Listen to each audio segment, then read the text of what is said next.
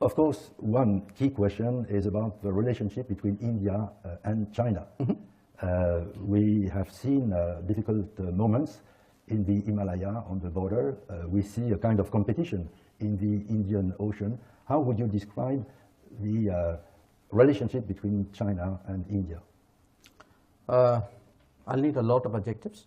I mean, it's definitely a very complex relationship because if you look at it, you know, these are two civilizational states. They have a long history.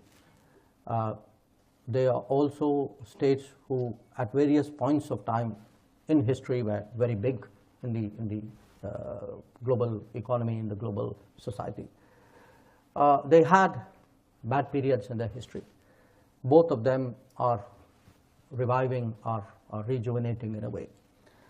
And also as civilizational societies, they are, you know, their borders, their identity, their interests, these are getting, you know, more sharply defined, which happens in a more modern age.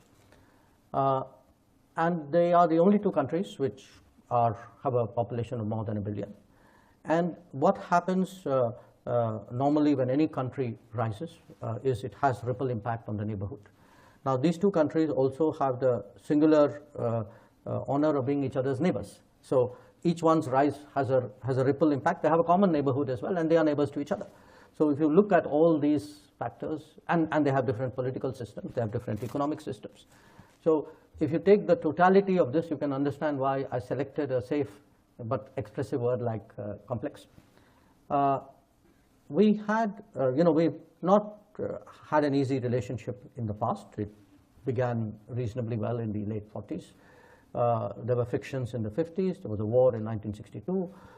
Then there was a period really from the late 50s till I mean, for about 15 years, we didn't have an ambassador. We sent back an ambassador in 76.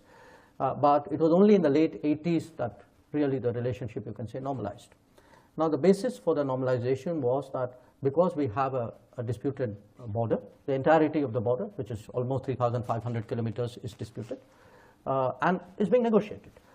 So the basis, obviously, for a good relationship, or I would say even a normal relationship, was that there would be peace and tranquility in the border. So after things began to take a better turn in '88, we had a series of agreements which stabilized the border.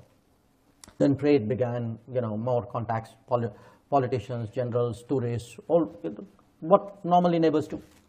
Now, what happened in 2020 was that in violation of multiple agreements, for some reason, which is still not entirely clear to us, we can speculate on it, the Chinese actually moved a very large number of troops to the line of actual control at the border.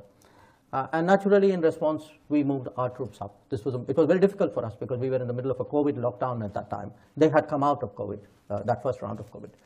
Now, we could see straight away that this was a very dangerous development because the presence of large number of troops in those extreme heights and extreme cold in near proximity could lead to a mishap. And that's exactly what happened in June of 2020. So the issue for us is, you know, why they have disturbed that peace and tranquility, why they moved those troops, and you know, how do you now deal with this very close-up situation?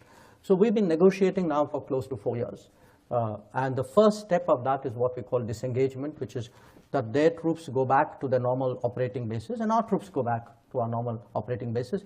And where required, we have an arrangement about patrolling, because both of us patrol regularly in that border, because, as I said, it's not a legally delineated border.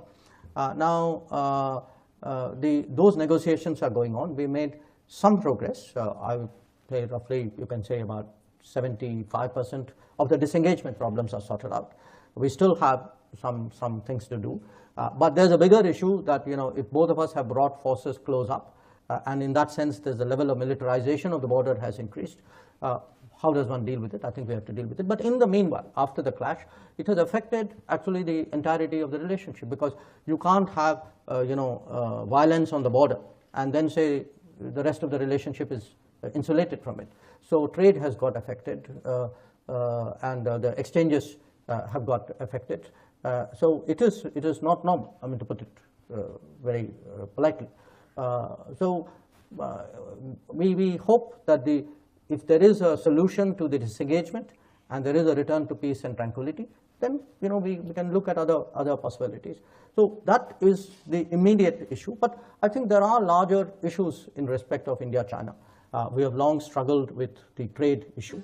I've been ambassador in China, so I can tell you from my time there that we are talking 15 years ago, that we feel that the economic relationship with China has been very unfair, it has been very imbalanced, that we don't have the market access there.